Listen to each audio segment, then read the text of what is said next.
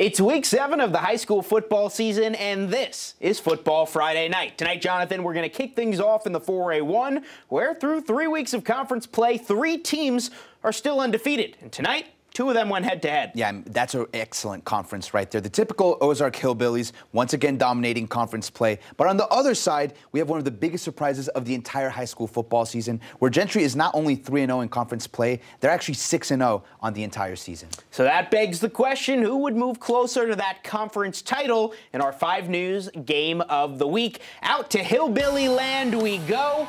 Could Gentry get the big win over their new conference foes? Well, they look to do it right off the bat. Chris Bell to Ty Hayes. He cruises right into the end zone. Just like that, Gentry had a 7-0 lead. Let's see that celebration, young one. But here comes Ozark landing right off to Eli Massengale, and he is off to the races. Where is he? There's our man Eli through a pile of Pioneers. 70 yards in for the touchdown, and just like that, we were tied at 7. Fire that Hillbilly gun. Gentry, though, back to work. Bell here to Dylan Owens. He's just going to head off on that jet plane. Solid first down run here for the Pioneers. Gentry looking to once again put the ball in the end zone here. Bell, he's going to give it to Hayes. Once again, this kid is just a monster. Too tough to bring down. He picks up another Gentry first down. But the Hillbillies, they were too much tonight. This offense really has been too much for everyone all year. Right from midfield, he's going to hit Parker Stain, who just can't be stopped. All the way in for another Ozark touchdown. And the Hillbillies grab our 5 News Game of the Week. That looks almost like a basketball score. Almost 100 combined points. Wow. 63-34 was your final. Some great hair there for our guy Parker right there as well. Up to the 7A now for a battle of 7A West hierarchy. Fayetteville visiting Bentonville. First drive, Tigers, they're driving right here. Carter Nye's pass goes through his receiver's hands, though, and Ashton Ketchum dives to make the great interception for the Purple Dog defense. Later in the first quarter, Purple Dogs facing a 4th and 22. Drake Lindsay, buying time, launches deep. A busted coverage leaves Locke McKinney wide open in the end zone. Fayetteville strikes first. It was 7-0. But Bentonville answered on the very next drive. Here, Nye rolling out, and he's just going to chuck this one deep. C.J. Brown goes up and comes down with the 50-50 ball for a huge gain. Later in the drive, Nye back to throw again, this time over the middle to his guy, C.J. Brown. What can Brown do for you? He takes this in for the touchdown. We had a tied ball game 7-7. Fayetteville had a 10-point lead in the second half, but Bentonville would tie it, send it to overtime, and take it on a game-winning 2-point conversion. The Tigers win a thriller, 31-30. The Tigers move to 4-0 in 7A West play. All right, it's going to be hard to top that one, but let's try. Homecoming night in Charleston as the Tigers played host to the Hackett Hornets. And the Tigers defense, they were ready to put this one to bed early. Opening Hackett drive ends with an interception. Britton Ketter, he's going to take it all the way back inside the 20-yard line, putting the Charleston offense in prime field position. They go to work right here off the play. Brandon Scott, he would find Reese Mercheka. And the Tigers, just like that, they had a 7-0 lead. And next Charleston possession, they've been doing this all year, and they're going to do it again. Scott here with a short pass to Ketter. He does the rest, walks into the end zone. Tigers up 14-zip with 5 minutes to go in the first quarter. And the defense wanted more. Hackett deep in their own territory. Wiley Carroll, he's going to come away with a big touchdown there. Charleston rolling in this one. They would go on to knock off Hackett. The Tigers stay undefeated in conference play. They take care of Hackett 57-zip. All right, Clarksville visiting Farmington in this 5A matchup. And I'm going to go ahead and give you a spoiler alert, Jacob, because this one was not close at all. Farmington on offense here. They're going to launch it. Roman Nye here catches the ball, and he's going to run it into the end zone. Guess what the score was at this point? 70 to 40. How many? 70 points for the Farmington offense. Oh, baby. They were on a roll. Farmington wins it by the same score. They're 5-2 now on this season, and doing it for a good chunk without their starting QB and Cam Van Zandt. So an impressive job there by J.R. Eldridge and the staff. A huge matchup in conference next week as the Cardinals take on the Saints of Shiloh Christian.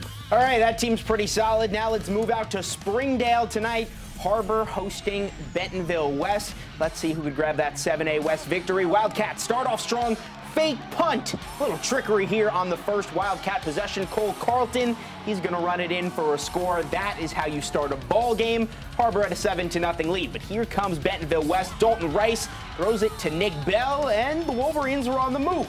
Now Rice, he's going to go to work once again, and he's just passing the ball around here. Ty Durham, get out of my face. Good stiff arm right there, little fella. Stiff arm. Wolverines moving. End of the second quarter. Dalton Rice, again, he finds Ty Durham in the end zone. A lot of points were scored in this one. Bentonville West, they grab another win in conference play. Wolverines, they go into Springdale and knock off Harbor 41-28. All right, now we're going to head to Lincoln, where they were hosting Huntsville tonight. And we're going to start with Lincoln on offense. Drew Moore here, running it, taking it off the right side. And, yeah, good luck catching him, because he gone. He takes this one all the way for the touchdown for the first score of the game, and the Lincoln offense was thriving. We'll keep it with Lincoln. Keller Price here running it in for the second touchdown for the Wolves in just the first quarter. The Wolves offense, they were having themselves a first half. Here this time, Jace Burks catches the third touchdown towards the beginning of the second quarter. Lincoln was starting to pull away, and they add to it here. Keller Price catching another touchdown score on this one to make the score 27-0 with 6 minutes left in the first half. Lincoln rolls over Huntsville 49-21. The Wolves take the victory. Good night for Lincoln, knocking off those Eagles. Let's see what else we're looking at tonight. How about those Elkins Elks staying undefeated in conference play, putting up a 50-burger shutout, taking care of Green Forest. A big win for Gravitt as well. They keep their good season rolling. Yeah, and with Elkins grabbing that win, that means Elkins and Ozark are set up for a huge clash at the top of that conference. I hear a potential 5 News game of the week in our future. Potential, we won't promise anything, but it's definitely under consideration. Looking at some other scores, Gravitt putting up 35 points in a solid effort on both sides of the ball, 35-6. So that's a big win for the Lions there as well. All right, we're just getting started. When we return tonight, a huge battle between 2 undefeated teams in the 6A West. Greenwood welcoming Lake Hamilton to the River Valley. That and more when Football Friday Night continues. Welcome back into Football Friday Night. Let's take you back to last Friday. The Rogers Mounties were one of the last undefeated teams standing in the state, but a setback at Bentonville West created quite the jumble in the 7A West.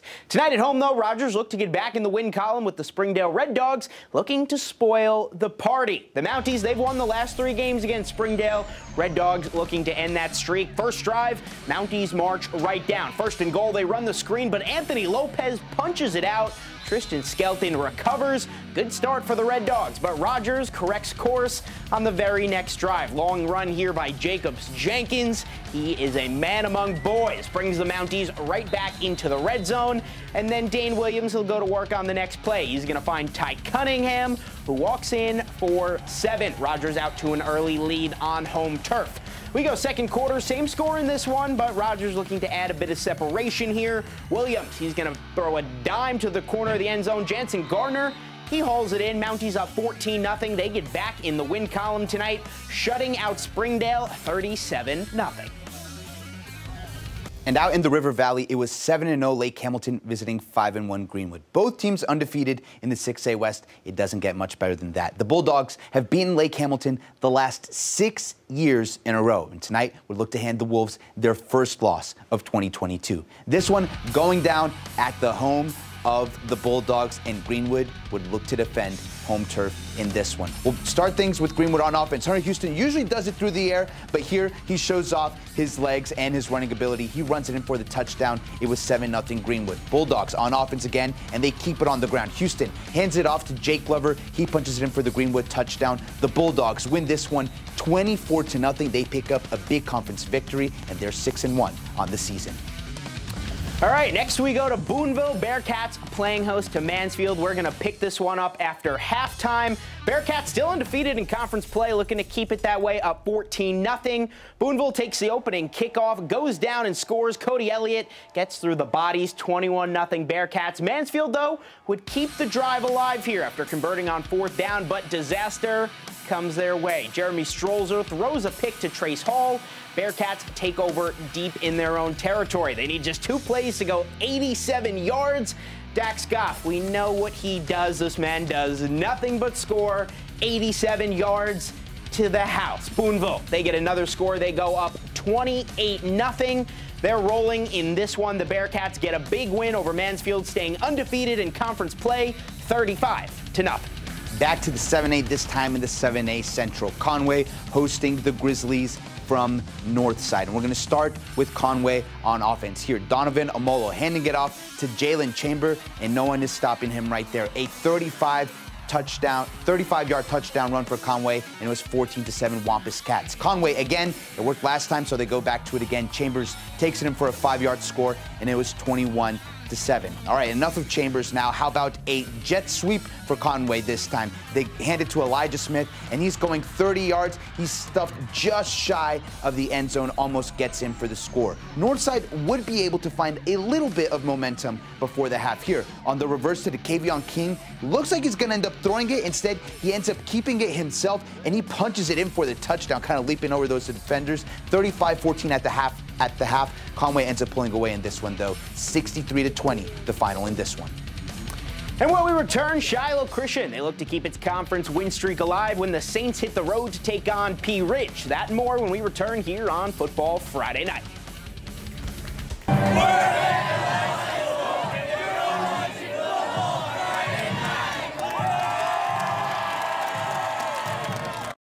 You're watching Football Friday Night on 5 News.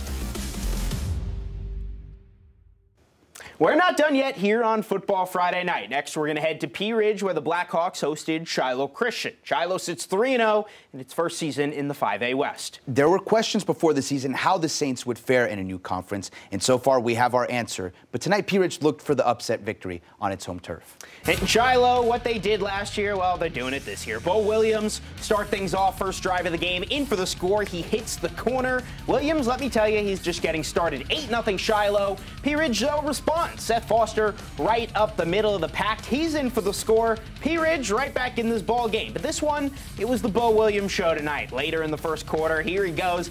Second touchdown of the night, lowering the head, plowing his way into the end zone. Shiloh had a 2-possession lead.